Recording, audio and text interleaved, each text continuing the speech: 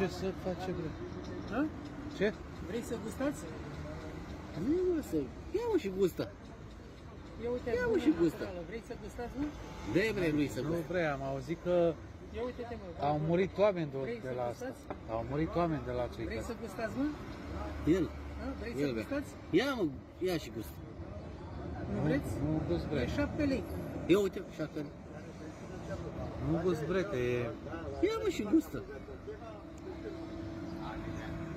Din ce e făcut? Ha? Din ce?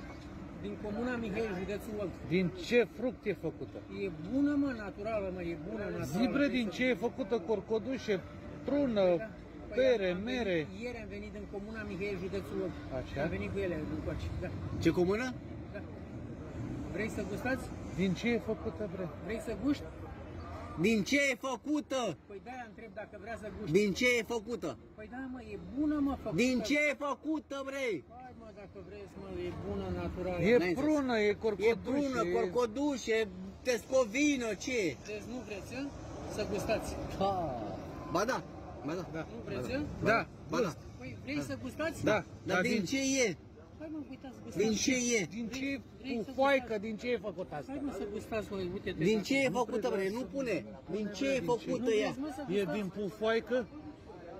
Deci nu vreți să gustați. Din ce e făcută? Zi bre, de porumbel, de găină, din ce? Băi, am venit cu ele din comuna Mihai. Fute județul mașini comuna Din ce Mihai. e făcută?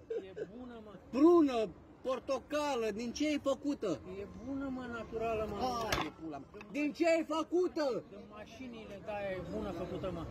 Din mașini? Da. Ce mașini? Nu vreți, da. Pleacă în pula mea de aici că te bat, te cași pe tine.